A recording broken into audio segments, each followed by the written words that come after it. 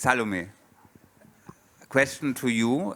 What would have Lynn Margulis said to when she would listen to Thomas Saraceno and to Francis Kiré?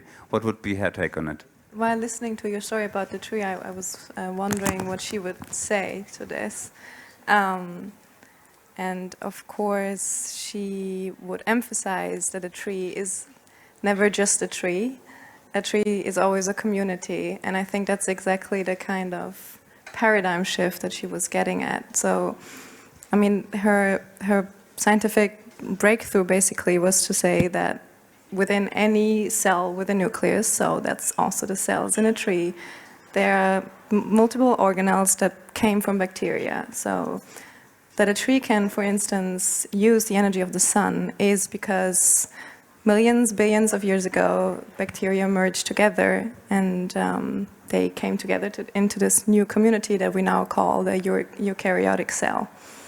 And then, I mean, the story goes on, you know, if you think about a tree normally is connected to a lot of fungi in its roots, creating a community. It's not possible to survive by itself. So I think she called that actually a holobiont. That's her word of describing that an organism is never just this one individual. And I think that's exactly the message that she wanted people to grasp, is that the idea of an individual, we have to like move on and get past that. And I think she would probably also say, get past me, get past Margulis, let's talk about, you know, about Gaia, and let's talk about how we can create a world with these ideas in the back of our heads. One thing which would be fascinating would be to hear a little bit from you about this idea that, because she sees symbiosis, not the misunderstood idea of survival of the fittest, as the main factor in evolution, right? And it would be interesting if you could explain that a little bit to us, because obviously very often, you know, the work of Margulis cannot be reduced to one idea. It's so complex. But symbiosis is the most famous aspect, I would say, the most famous dimension of her work, and it is opposed to this idea of survival of the fittest. And it would be interesting, you know, to also hear you, because in a way, it has huge implications, that idea, for society, for the ethics, but also for planning, no? Yeah. Yeah, so I mean, when she started her career, I guess she was really fed up with what she called the neo-Darwinist paradigm. You mentioned that already. What she meant with that is that she felt that the people doing biology at the time believed so strongly in Darwin's theories and in Mendel's theories as well, and like they came together and they created this new synthesis. And she said, "You guys, you believe in a theory without looking at the world." And her big message was to first observe, and then think about how we can describe it and in what narratives we can put it, basically. And I think that's maybe the implication you want to get at, is that she said you believe in a story just because you've learned it in school, basically because you read about this. And I want to first observe and then tell the story after I've made my observations. And things like survival of the fittest, what she also always stressed was not actually Darwin's way of looking at the world, but more people around Darwin, and already a simplification of Darwin's own theories.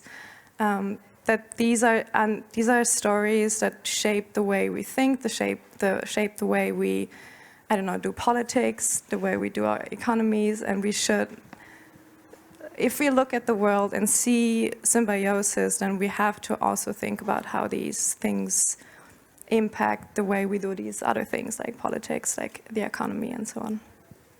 And can you tell us a little bit about the connection with Lovelock? It'd be great to hear that from you, because obviously I got Lovelock's explanation and mentioned that a bit in my introduction, but I was always very curious to sort of hear the perspective of Lynn Margulis on the same story. Yeah, so it's funny because there is kind of two versions of how they met. Lovelock said that he wanted to meet Margulis because he had questions on where all these gases that he observed in the atmosphere were coming from. And her version is that everyone told her that she should talk to Lovelock because she was wondering about these same things, what is happening with these gases, basically, that all these bacteria produce. As we've heard in the video, Carl Sagan was a colleague of James Lovelock, and Carl Sagan happened to be her first husband. So I guess that's where the connection came from. What I think why she endorsed the Gaia theory so early on was that she, as you mentioned, she is kind of a philosopher or philosophically inclined scientist. So she created a very large story from the observations that she made, and he did the same thing. He came up with a very big story to describe the world, and I think that was just a match that worked very well for both of them. Thank you. I mean, there's a big topic about the horizontality of evolution, right? So one of the things that strikes me most was that she said that evolution is not a tree. It didn't start it somewhere and then it went in different directions, but it's all the time connected, like through a spider web. It's basically a big spider web, and the web is created through bacteria. Bacteria that is communicating through the different organisms and in between the different organisms, and then it's creating this kind of symbiosis that leads then to new species. And it's also something I think that we can learn about ourselves and our own perception, and that actually Maturana and Varela was already describing in the radical discourse of constructivism, that we are very often taken away from wrong ideas. Yeah, we can experience it politically, basically in all our history, that when we start to believe as mass psychologically in something, it can lead us to a completely wrong solution. And maybe with COVID-19, we learned that we are exactly going into this wrong direction for many, many years. And we started this talk with breaking Bauhaus, because Bauhaus back then was a reaction to, you know, the industrialization, to people starting to live in cities, to a chaotic situation, and there was the reorganization necessary. And now we are in a very similar point in time where we look into the world and we see if we don't change dramatically the way how we organize our species on this planet, then we will not sustain. It will be now 320,000 years we are here on this planet, 300 million years. This is the average age of every other species in average. So we are basically extremely young. And if you look back into our human history, Manchester capitalism, as we know it, started 150 years ago, basically, with the industrialization. Until then, we lived with our bodies in connection with nature, in connection with soil, in connection with trees, in connection with animals. It's the very first time in human history that we managed to live in cities where nature is only decoration, where it's not anymore a part of our life, where the tree is not anymore something that we can basically, we created a world where we are monoculture and no other biological organism is there. And this is now a question of culture. Yeah, it's a question of our culture that leads us into the situation. All the health topics, all the lockdowns, all the trillions and billions of, you know, loss in economy and in measures that we needed to invest to get past this pandemic, this is basically all caused by culture, but nothing else. And this is, Lucia, where I would like to throw the ball into your direction, because you are connecting both culture and ecology as the curator of culture and ecology at the Serpentine, and you did this amazing pavilion, you know, that basically put tears in my eyes when I was there. It was like it was a moment of almost church-like, but to understand the tragedy of our lives, the tragedy of our bodies. This was at the Venice Biennale. Maybe you can tell us your take on how culture and nature comes together, and where is the way out into the future? I love how you threw an incredibly complicated question at me, but I'm also really happy that you asked that, because I was just making those very reflections, listening to you all, and I'm so humbled and excited to be here with you all. Biggest fan, of course, and thank you so much for having us. So Yes, everything they said is true. I work at the Serpentine as curator of general ecology, and then at night I do some other things. And one of the other things was the Lithuanian pavilion at the Venice Biennale, which, if it told us anything about the time that it was in 2019, it was, I think, that the art world was really, in a really major way, prepared to have a serious conversation about the environment, right? And that isn't to say that there hadn't been an enormous number of incredibly important work going on between artists and the environment. That had really existed. But it was kind of a moment in which you were like, okay, so we can all now start to take this thing very seriously.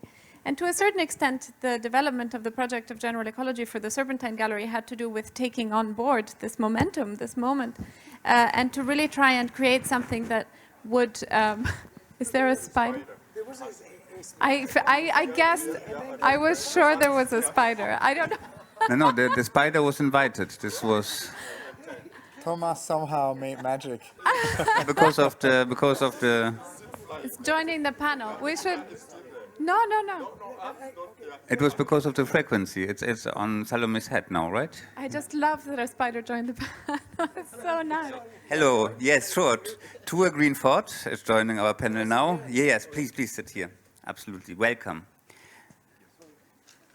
No, it's fine. So just on cue. Hi, Tua. So there was enormous and wonderful people working on this, and Tua is one of those individuals who has been working on the ideas of Margulis and Donna Haraway for a very long time, and of course to everybody. So the General Ecology Project at the Serpentine was trying to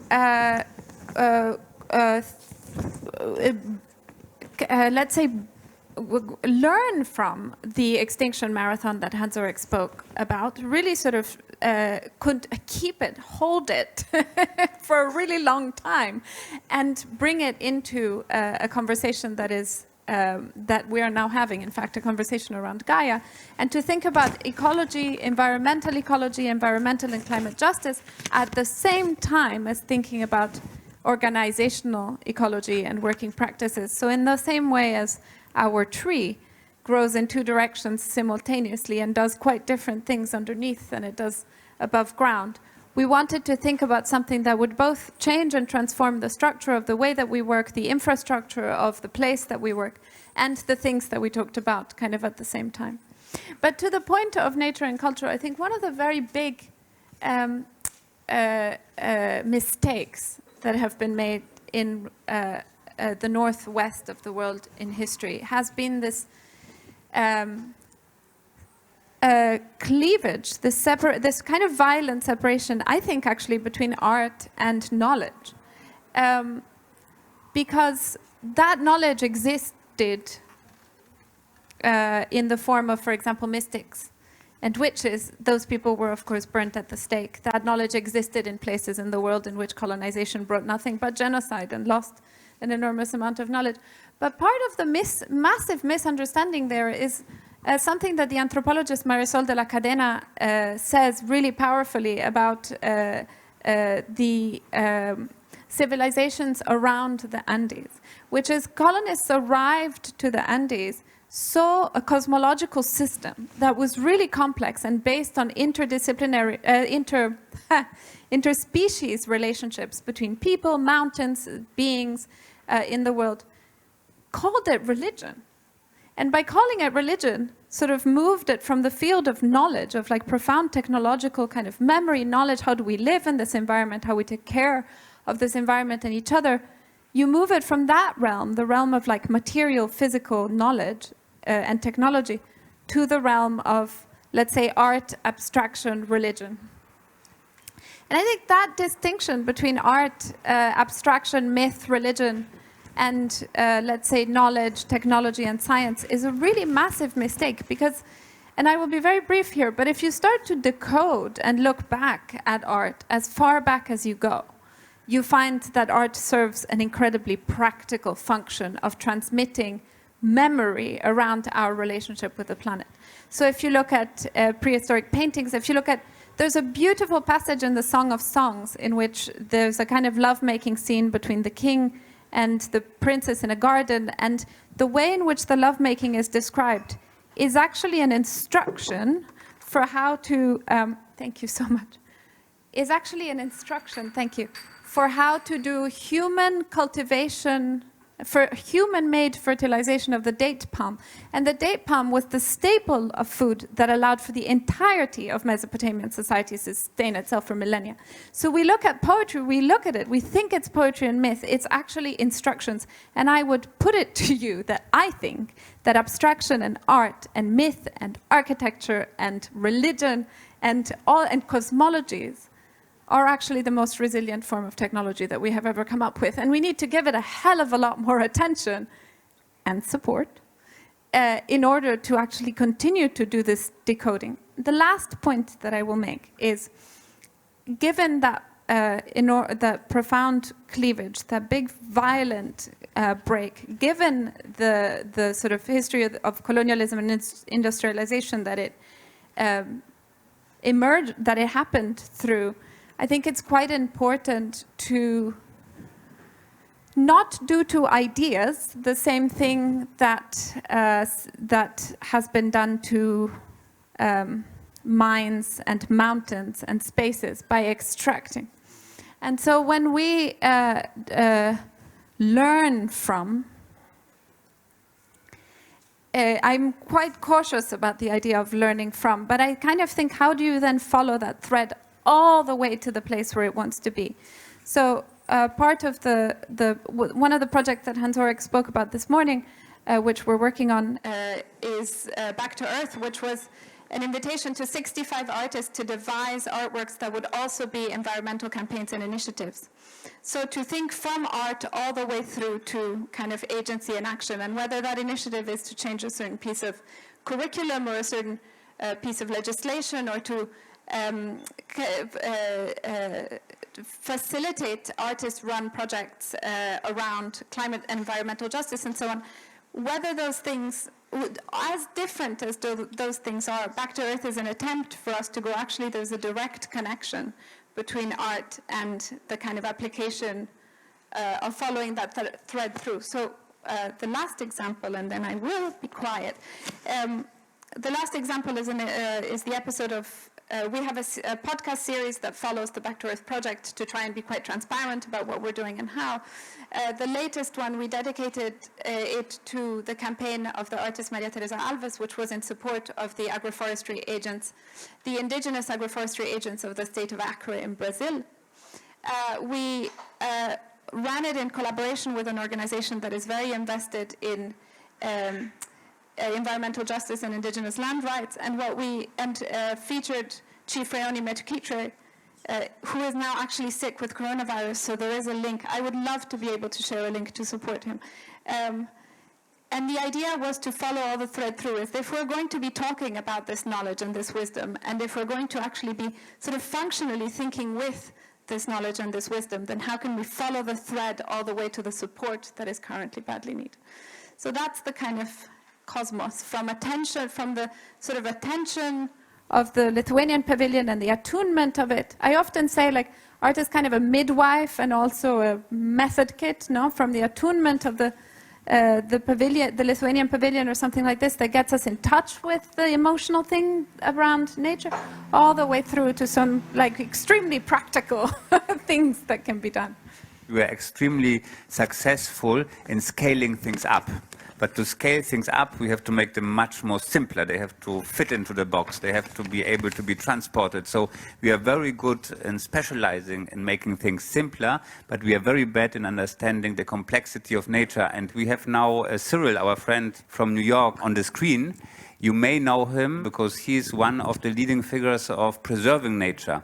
He founded Parley for the Ocean that started to fish plastic out of the oceans and to create sneakers out of it with Adidas. And maybe, Cyril, this is the right moment also for you to dive in and to give a perspective, a global perspective of environmentalism and material and circulation cycles of our economy, and especially our waste economy. Life on this planet means collaboration. Without collaboration, without knowing that you are only one little part of a network or of networks, there can't be a future really for us. And I think we separated ourselves, and we had this idea at some point that we're actually better than nature, because probably everything what is there, what you see, what is given, doesn't feel as special as what you create yourself as a human, because we got this brain and we want to be proud of things, and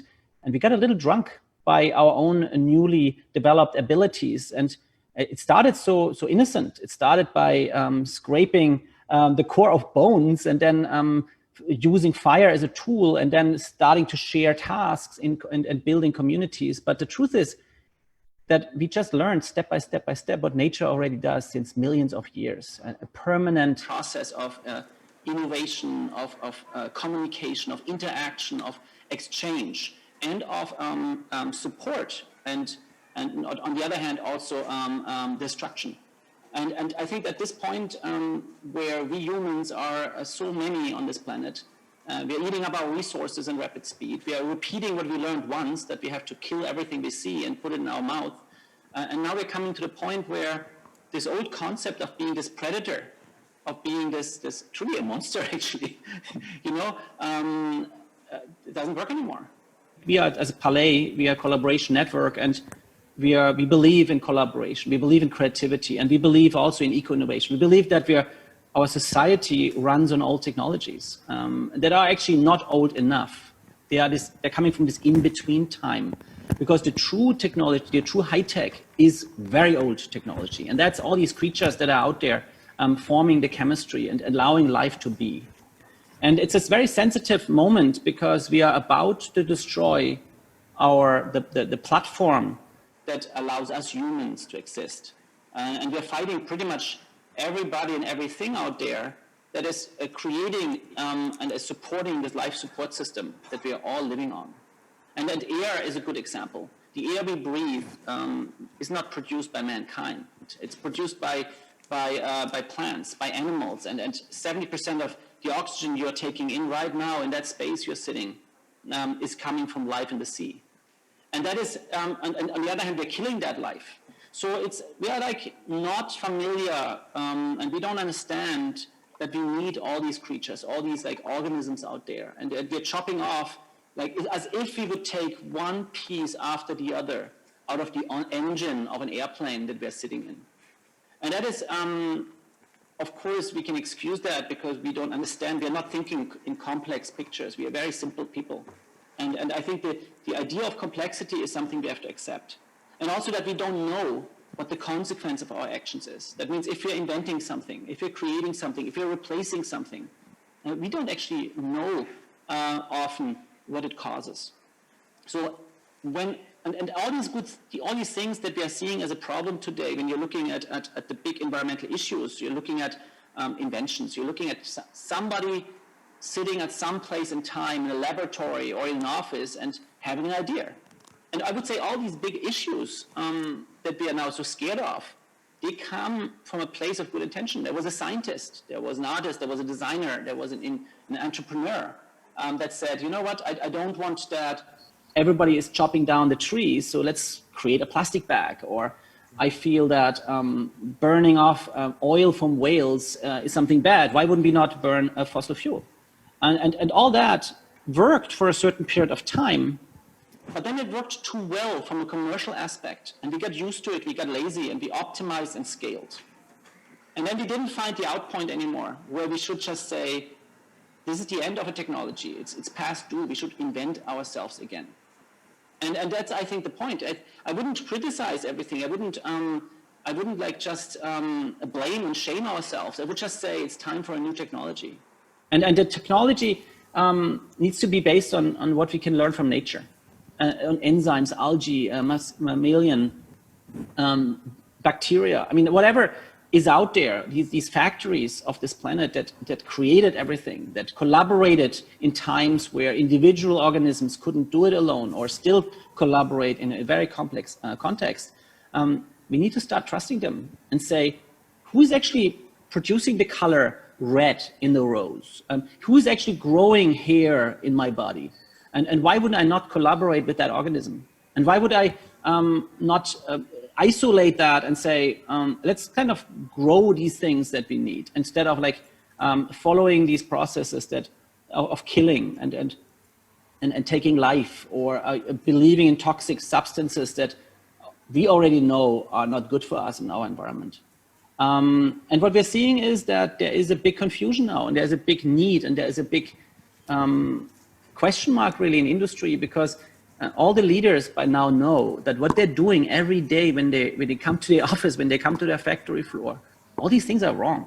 We are rapidly destroying this planet, and we are in the 6th mass extinction event. And I'm a hypocrite, you know, I'm sitting here using a plastic cord to actually listen to your conference. I'm using a computer made from rare earth that is probably coming from a mine somewhere that has bad wastewater.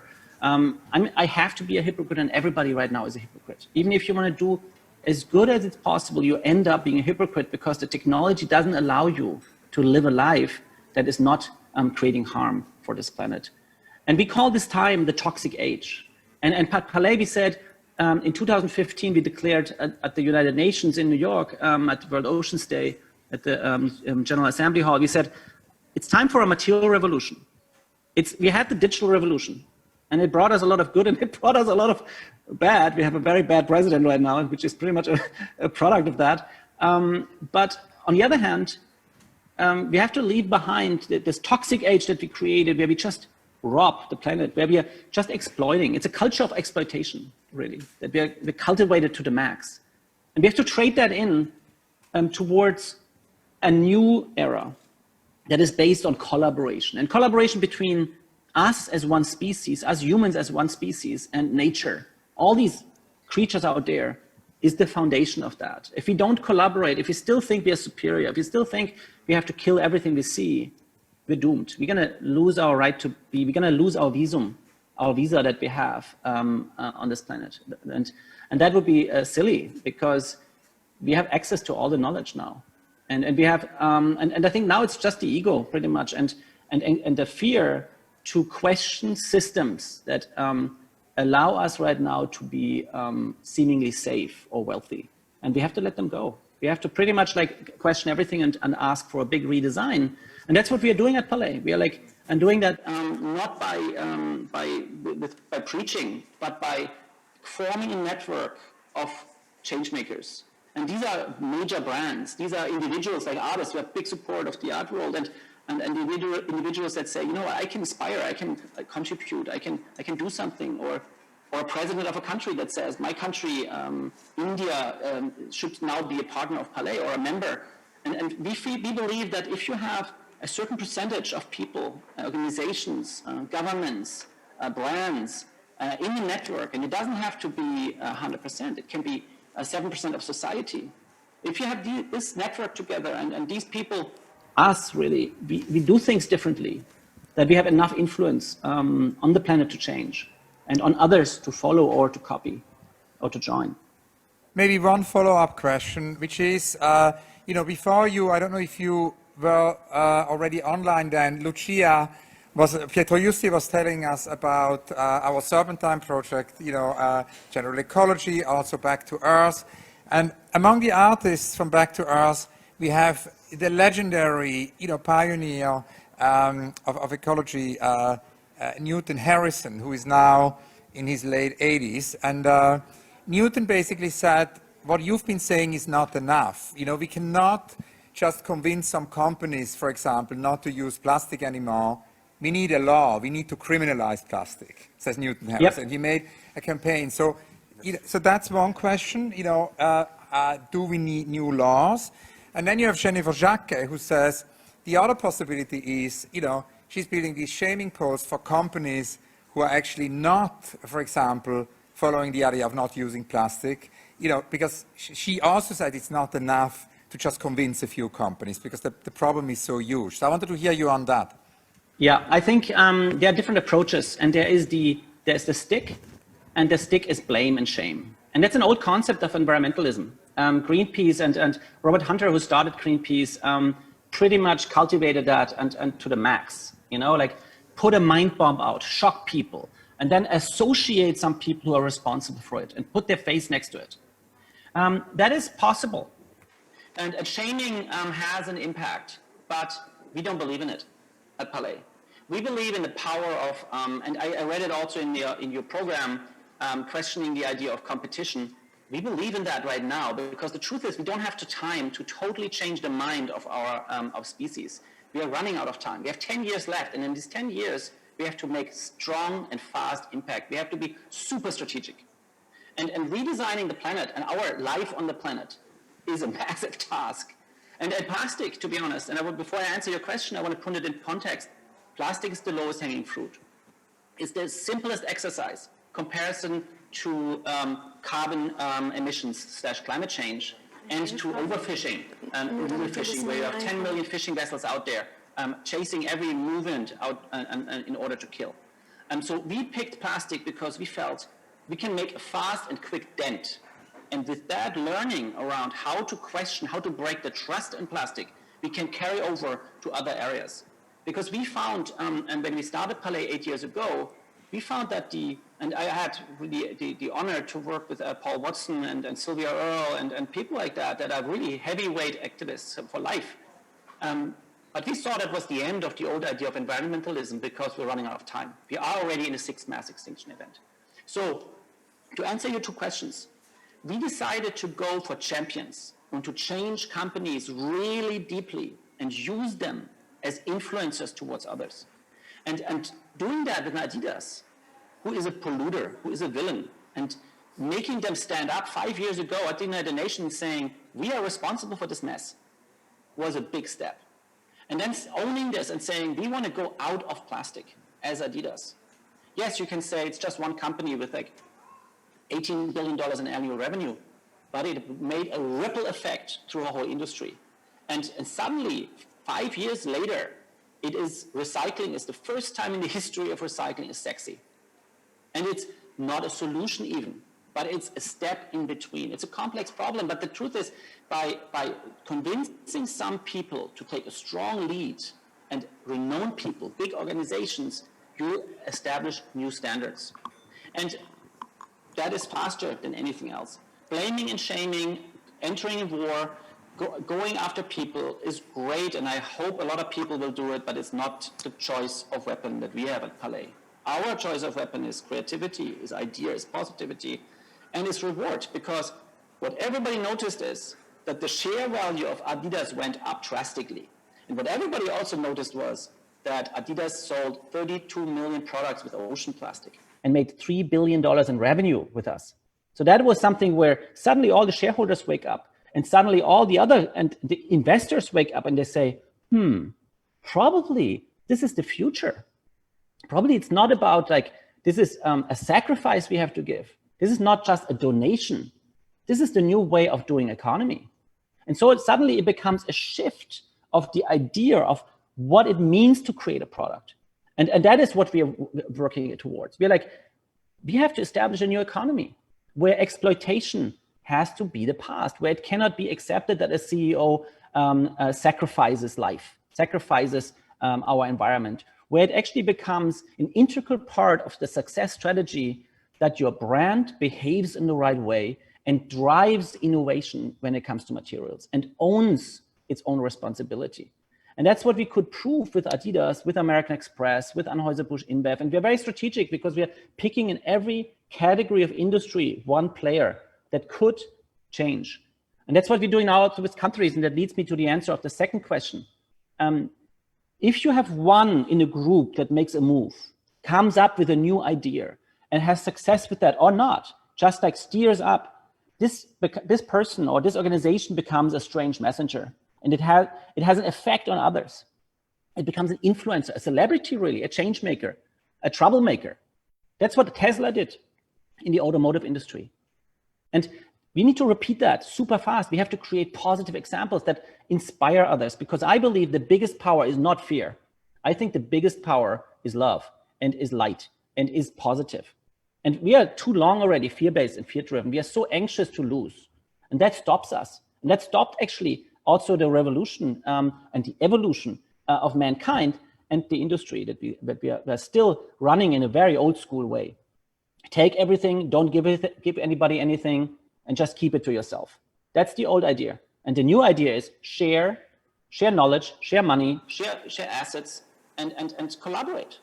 And the second answer is laws. Unfortunately, and that's the problem here, most political leaders are backed, supported, or owned, you can even say that in some cases, by the industry. So when you look at all the environmental issues, you look at economic failures, you're looking at companies, you're looking at people who make a decision to stick with a technology that's harmful. And these people fund the politicians. And I'm living in America, so I'm living and I'm showing you the prime example of how it works.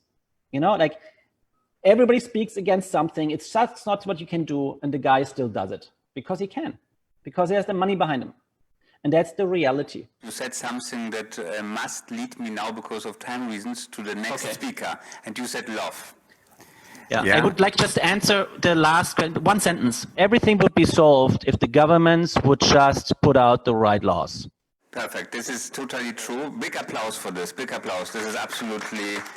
I think we are absolutely on one wavelength. I go back to what you said about love, because I think this is indeed... this, on our Breaking Bauhaus panel, this was also one of the claims towards the city of the future. Love is something that we use the word for so many different things, you know, but basically it's a principle of life, you know, it's something that connects everything, and there's nobody better to present this than Abuelo Antonio, that is now in Tulum waiting to be live here, but there's a short movie that will introduce him and his School of Art and Compassion to us here. And this is the indigenous wisdom that when we reconnect to it, we are reconnecting exactly to the sacred tree of love.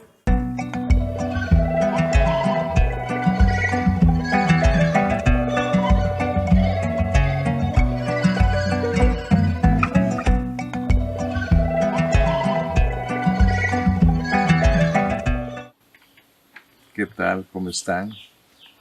Desde las tierras mayas del rancho Yazonot, en el pueblo maya de Sisbichén, Yucatán, México, pues les enviamos un fraternal saludo de mucha paz, de mucho amor. Mi nombre es Antonio Obrist, un guardián de estas tierras.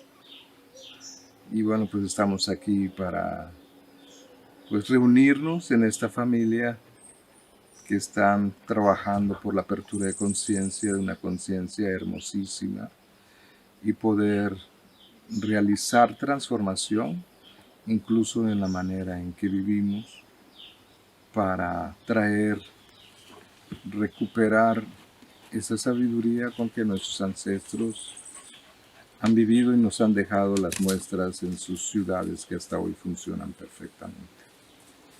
Muchas gracias. Que sean muy felices. Well, Antonio is the spiritual leader of the great Roth that created Azulik. Azulik in Tulum. This is this architecture that becomes nature, that becomes architecture, where I first time witnessed that human design can become part of a tree. So Roth is building, he's also Argentinian, by the way, that must be an Argentinian thing. Eduardo Neira is his real name. So he is building with the principle that the obstacle of nature is a good thing. So when there is a tree, he would never cut it down. He would integrate the tree into his building. And this is something that he developed, this kind of technique together with the Mayan people in Tulum, where Abuelo Antonio was a leader, a spiritual leader. And we were sitting together in Tulum in this talk, and we were talking about the cities, the Western cities, the civilization that divided everything, destroyed everything. And then I asked him the question, what can you tell us from your perspective? How can we go into a better future? And then he was thinking, he was basically thinking for like 5 minutes probably. It felt like 5 minutes, probably it was only 60 seconds, but it felt like 5 minutes. And then he said, you know, the more I experienced, the more I learned the more I believe that everything is developing in the right direction. And this was so interesting because it was so against the dystopian view of our times, and it was so full of hope. And I think there is, if we look in the very, very global context, maybe this is the voice of hope and of love that is necessary, and it's also the voice of creativity that is necessary. Abuelo is now with us, also live, and he is accompanied by his wife, Abuela Antonia. And being with him together, I must say that he remembered me very much in another artist and shaman and priest that is here with us on the stage. This is Egill Sæbjörnsson. Because I have the feeling that that artists took in our society this role, the role of the priest, the role that we have lost to a certain extent, to bring together the things that we cannot see and to make them visible for us. And I'm extremely happy that Egill is here, and I'm extremely happy that Tu Greenford is here, that basically has exactly the same role and that worked already in this house. To Lynn Margulis, to Gaia, that worked with soil, with air, with organic materials, and Egill that worked with the big topic from magma to mankind. Yeah, so I'm introducing you both because you are both, you and actually Abuelo, are sharing a role to show us things that we couldn't see without your help, because you are able to listen to things that we cannot hear. And I'm saying we and us, I know I'm mixing up everything, but it's actually something that that is quite strong, the experience that art can bring us back into nature, into our holistic, experience, into our epiphany. And what I found extremely interesting is that Egill's book, From Magma to Mankind, made a point that is exactly the point, Salome, of Lynn Margulis, that our life started not with bacteria. Our life started before bacteria. It started with magma, and Egill developed his thoughts completely parallel to Lynn Margulis without even knowing about her, through his artistic practice and through his probably intuition, or however we call it, that gives you the access. And I would love if now you could maybe tell us some sentences about this from magma to mankind and how you see this world. Thank you for this beautiful introduction, and thank you for being here with all of you. I have taken in so many things that you all have been saying, and what Lynn Margulis said about the observation is so important, and I connect so much with what you're saying because I'm from Iceland, and we are also kind of connected with elves and trolls and with like stones and rocks, and I think like it didn't get erased from Icelandic people like in the age of the science, and like what you were talking about also about the witches and all this knowledge, and how art is like our greatest science, and then we have to keep it alive, and all of these things. And I am working on the book From Magma to Mankind, which is based on another book which is called Stones, according to Egill Sæbjörnsson, and which is actually there on the screen behind. And yes, it's true. So, but I don't know where to start.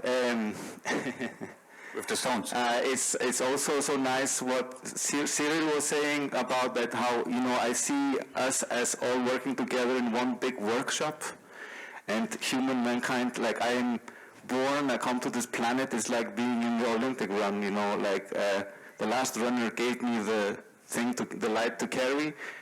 I carry it for some time, and when I leave I give it to someone else. And working inside the workshop of art, I don't own anything. It was created by somebody else. I'm working in that workshop for some time, and I will contribute to that workshop, and I will leave the workshop. And there's a lot of other people working in the workshop at the same time, which also comes to this idea of sharing, and that's why it's nice to be with everyone here and hearing all these ideas and to share them. And I'm going to say a few things about From Magma to Mankind. So when I wrote this book about the stones, I was somehow I was in a Naturkundemuseum in Bamberg, and I was in this old room filled with stuffed animals and crystals and shells and all these things from nature, and stuffed monkeys and plants and all of these things. And I think that, and then there was Dr.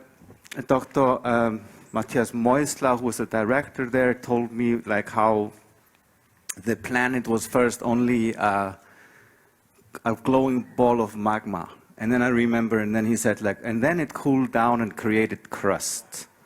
And then the crust got thicker, and then there was pressure. And then you had all kinds of minerals and things that were crystallizing. And I was watching this old room with all these like dusty things, and stuffed animals. And I was thinking like, what can this thing teach me? And I mean, I saw these crystals and minerals, and I saw that they grow too. There are things that we call dead, but they're growing, they multiply. So there's something in this thing that was before the single cells, because we're always talking about that, life started with the single cells and the bacteria and all of that stuff. But it's just impossible to close the eyes and not to see that there was a whole lot of processes before that, for that to happen. And if you just go far away, back enough, then at some point everything on this planet was just glowing magma, or space dust, or energy, or whatever we want to call it. So I find it so beautiful, the work of Thomas also with the spiders, and so both spiders and humans, they grew out of also this kind of this basis. And James Lovelock working with NASA to try to figure out this, is there life on Mars? And in my lecture that I did in Ludwigshafen recently, I was trying to point out that if we are courageous enough to erase the line between dead and living material, and understand that we do actually come from these inanimate things, and we are, and it's all connected, then everything on this planet has always been alive and will always be alive, and everything on Mars is also alive. And so why are we sending eight spaceships from 8 different nations to try to, and why is Elon Musk sending also a really expensive spaceship there? Why isn't he developing a machine to extract CO2 from the atmosphere? So I tried to send some positivity and light to him to get that idea. Let's build a machine that extracts CO2 from the environment, like, because urgency in time, like, let's do this now, and then go later to Mars or something.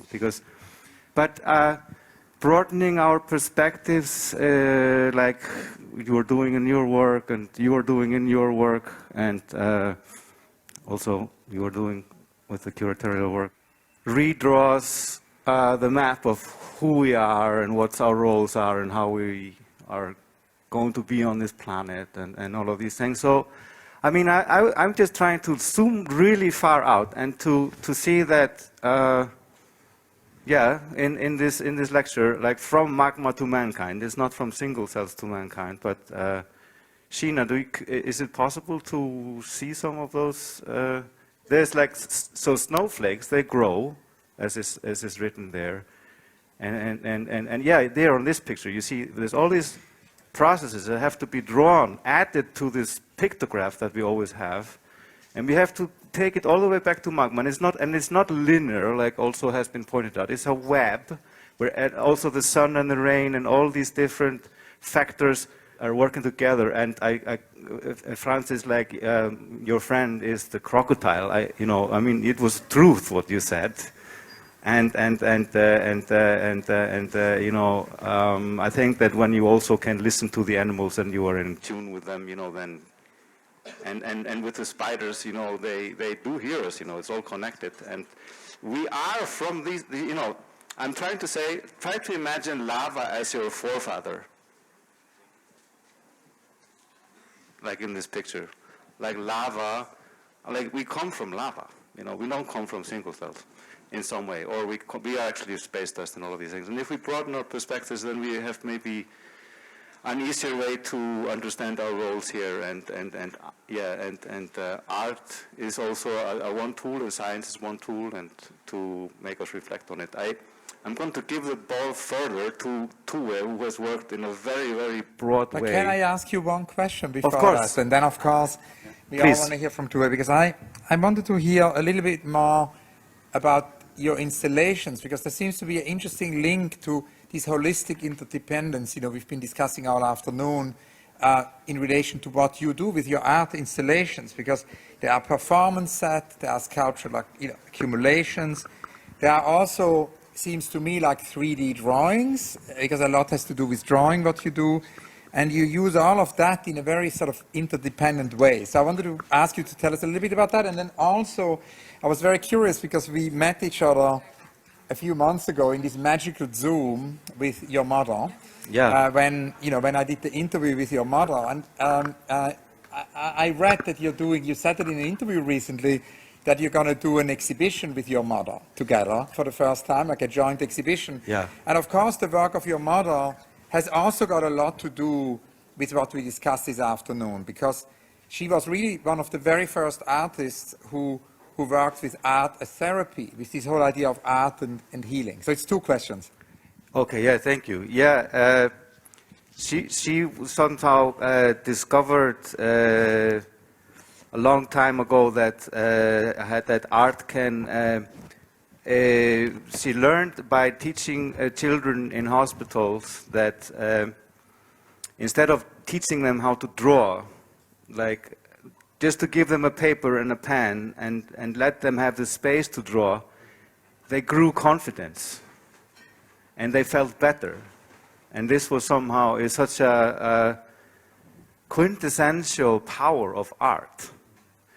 And in this way, I think that this person managed to turn around also the roles of like this specialist society in the art world and specialists in general in the world, And she managed to put people, she was actually creating art that is not part of the art market, because the pictures that the children and the people were doing are never going to be sold in the art market and are not of interest of everyone except that person personally, which is beautiful. It's completely turning around the roles.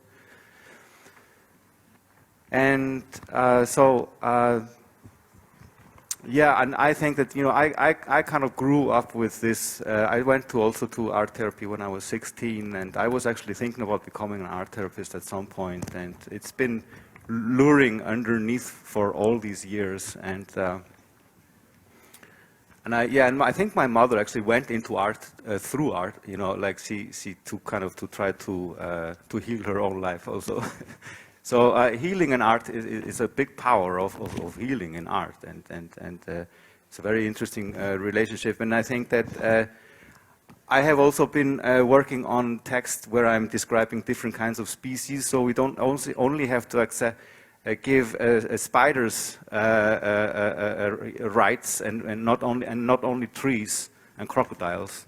But we can also think about objects as species. So art is, for example, I wrote about it in the book about the stones, about art as species, because we know that when the wolf and the human started to walk together, we tend to say, out of the perspective of the 20th century, and then we created the dog, because we are kind of saying that we are always on top of everything.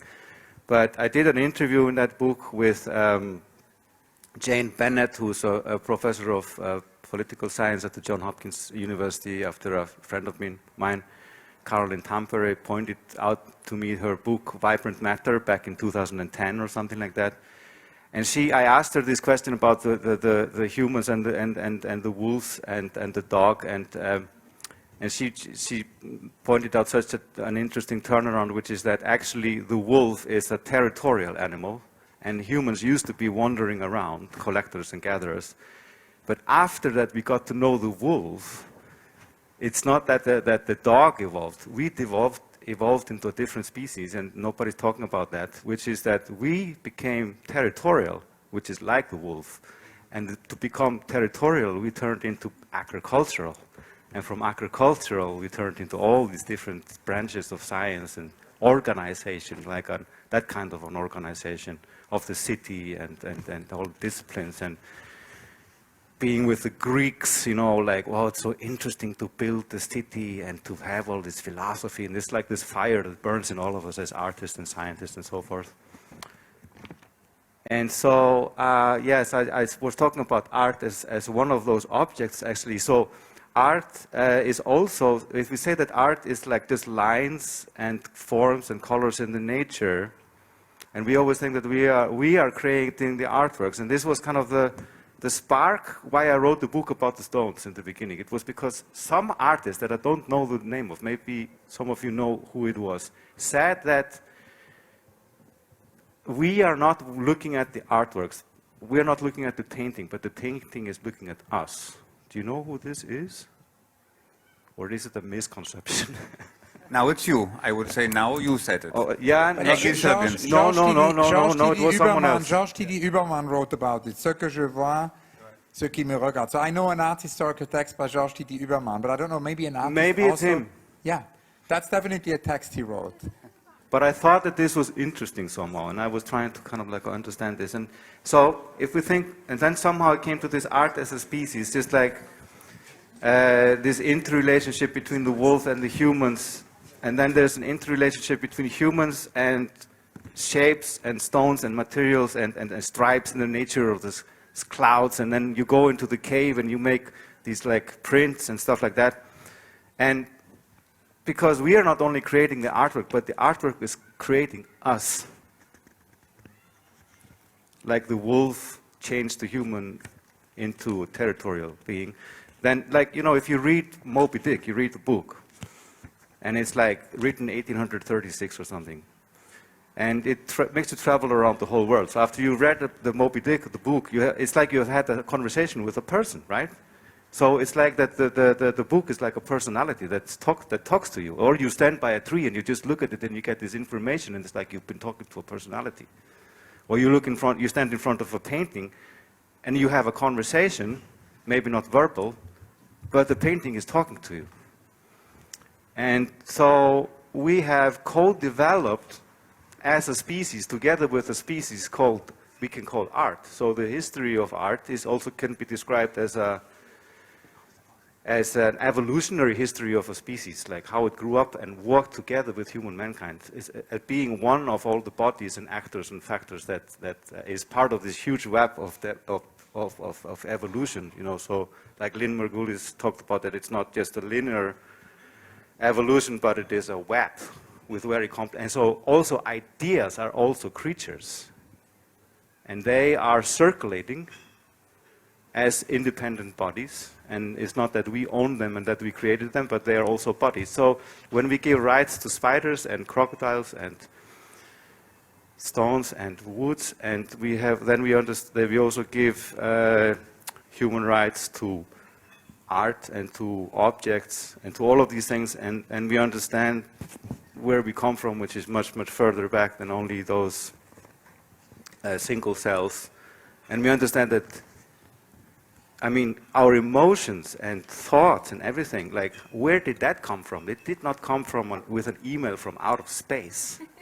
Everything on this planet came from something that used to be a glowing ball of magma. Think about it.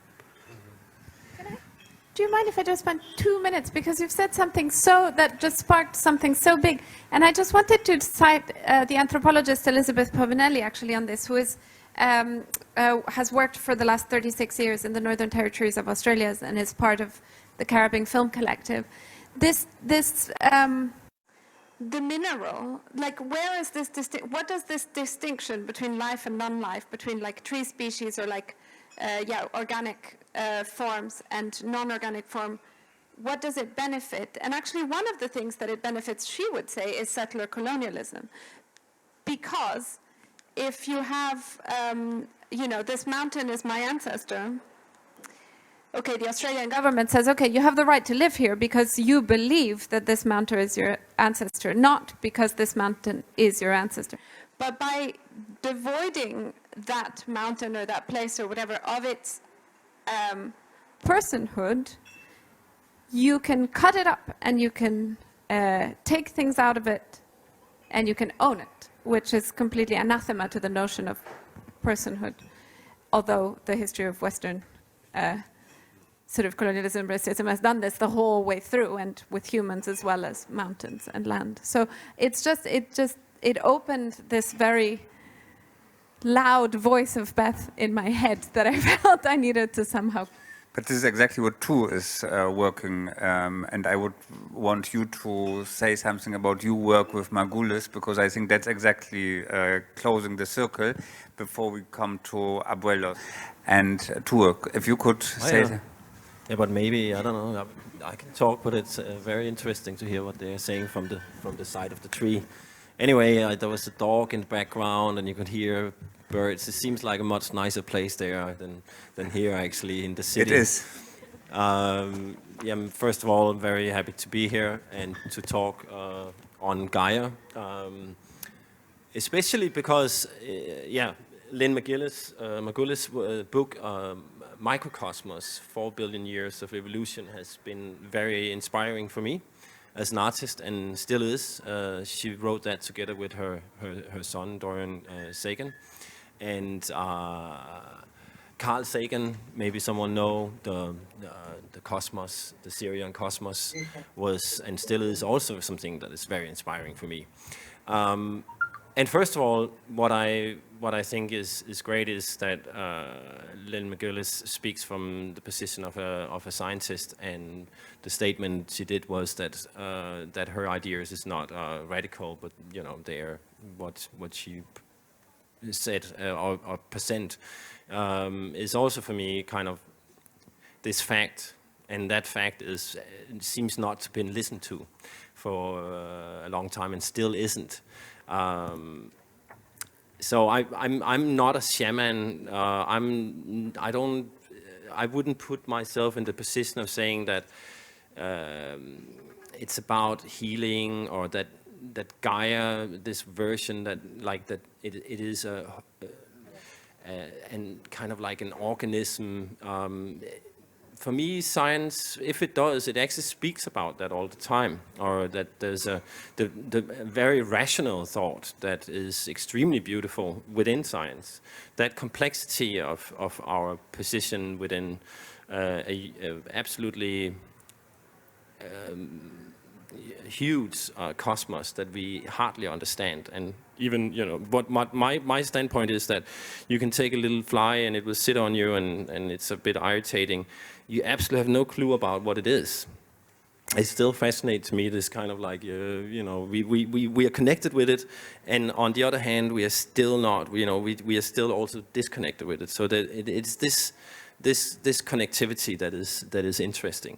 Not to say that we understand it, but to actually see it as this wonder as it is. And of course, what we see is ourselves somehow, and life as such. So that is the point for me as a kind of inspiration to do artworks that then deal with the other fact that imagery and aesthetics are part of a battle of values. And the question of, I believe that we live in a colonial time. We still is in this battle. I come from magma, yeah, but I'm from my mom, womb in Denmark. I'm born into a very rich society. I have certain rights that most people of this planet don't have access to, or also like material goods. And this is our situation. I feel a bit hunger. I know there's millions of people feeling hunger and actually don't have access to resources. So this is what is on stake here. And I love Cyril.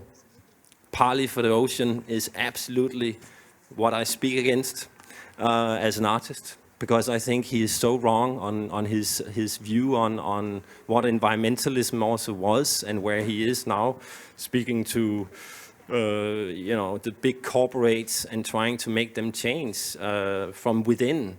And us as consumers, this is just for me hyper-capitalism, and we live in a situation where it's a capitalism we are in. So this is a very clear kind of conflict and a fight, and I would be very careful to just like, you know, go ahead talking from another perspective than that. Absolutely, I would say art is healing, or it is what it actually is. But it's also part of a much larger and troubled, like a fight that is ongoing. So that we are now in this situation today, that we have a coronavirus and a pandemic situation, and what we have seen is that actually people's behavior has changed dramatically over very few days. And out of fear, yeah, maybe not only out of fear, also because it seemed like, you know, we have to do that, but also we have turned to see that slowing down a bit gave people more thought, like time for thought, and maybe for being together with those who is nearest them. So that I see more as a possibility, or as a crisis. The crisis of that has, you know, we have seen it before and before, like the Spanish flu and so on. So it is there, and we are absolutely not in control. We are so much not in control. So I think that it would be wise, as you also said, wise, Elon, or this kind of like this electric car thing guy, you know, focusing so much on going to Mars, and also that turns back to Lovelock. I think it's especially what he have done with Margulis has been significant and super inspiring for me.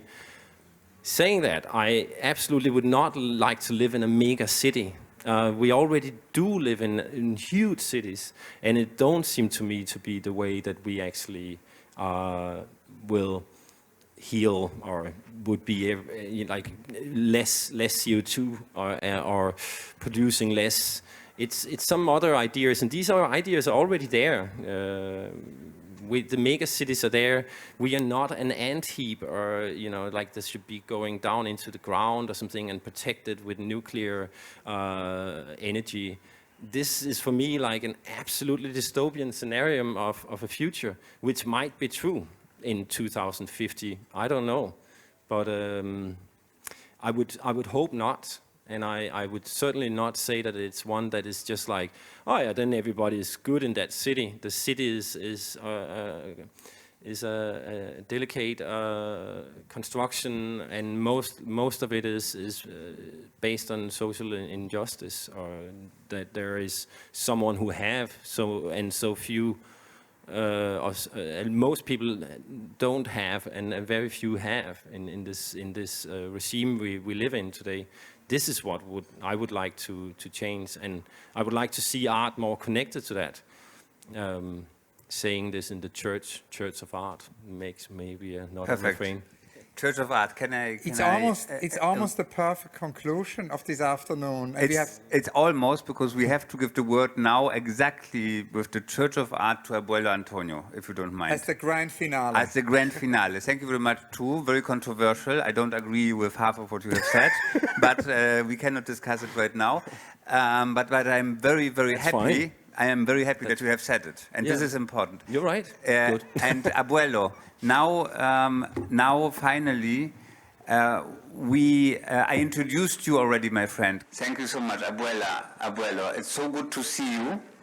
I don't know how much of this talk you could hear. I hope you could hear at least some parts of it. We talked about your sacred tree. We talked a lot about trees and how they are connected with everything. And now we wanted to give you the opportunity to say some words to us from the place where you are now, connected still and preserving for us this treasure that we want you to ask to describe. In Spanish and she make the traduction. Okay. Thanks.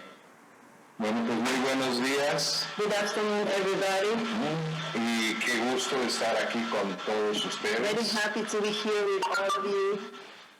Almas que estamos en este momento encarnados y creciendo. Souls that we are all here in this moment, incarnated and growing. Y que no es el primer momento de un caminar. And that is not the first moment of a path, sino que es un caminar cósmico. A cosmic path. Por eso los abuelos mayas. That's why the Mayan grandparents. Pues voy a iniciar con lo que a mí me compete. I'm going to start what is related that I'm going to speak about. El nombre de mi padre. The name of my father. Que me dio es The family name is Oshte. Eso para que yo recuerde siempre. This is for me to always remember. Que yo pertenezco a la rama de los árboles. That I belong to the field of the trees. Porque precisamente mi apellido significa my family name, it means el tercer árbol que habla sagrado. Tree, the third sacred tree that speaks.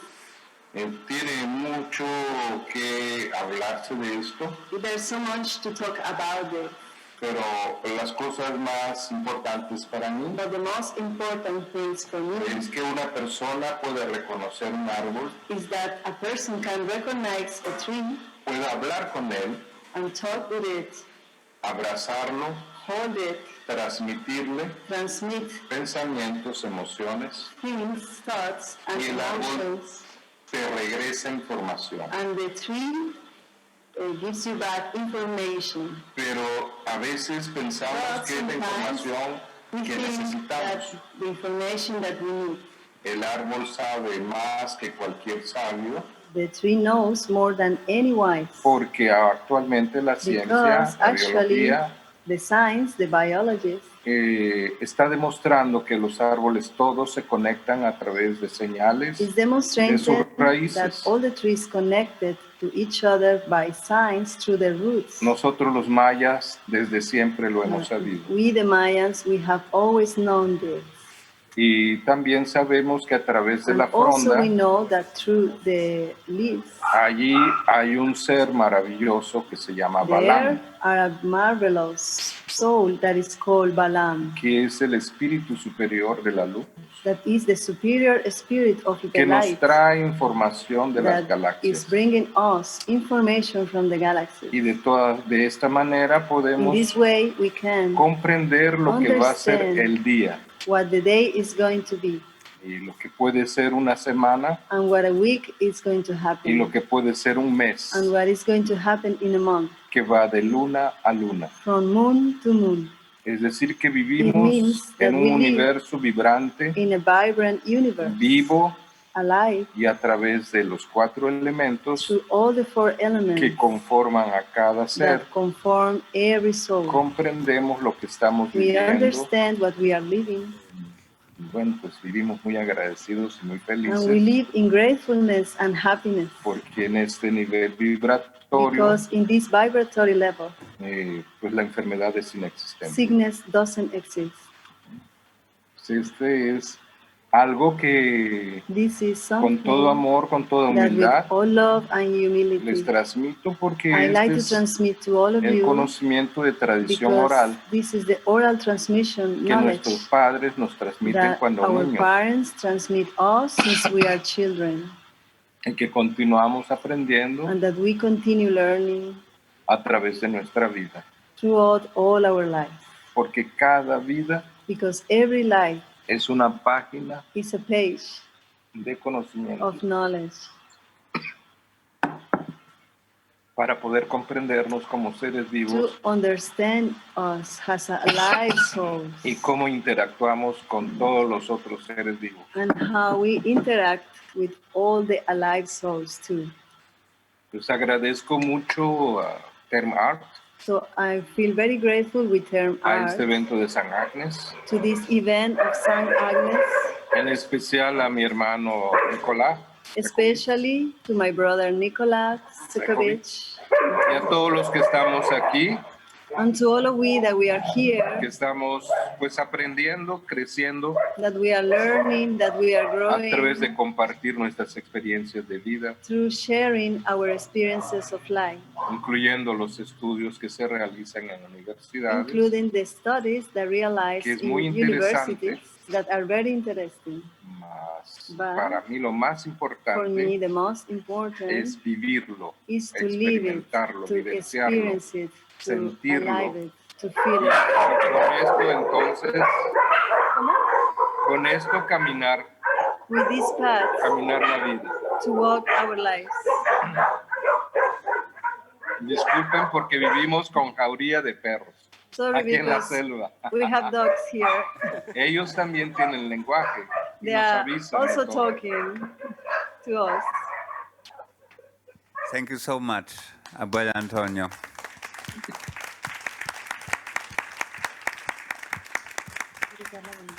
So this is a really great finale, and we are so grateful to you. We are so grateful to you, to all our speakers, and please give them another very big round of applause. We are so grateful to all of you for being here this afternoon, and we promise that it will not be a marathon. So this is why we now bring it to a conclusion. Have a great evening. Thank you so much. And Thank last you, words Hans from Ulrich. Nikolai. Thank you, Hans Ulrich. Amazing. Thank you, Abuelo. Thank you very, very much for your words. Very welcome. Thank you. And Abuelo would love to offer a blessing for all the people. Thank you.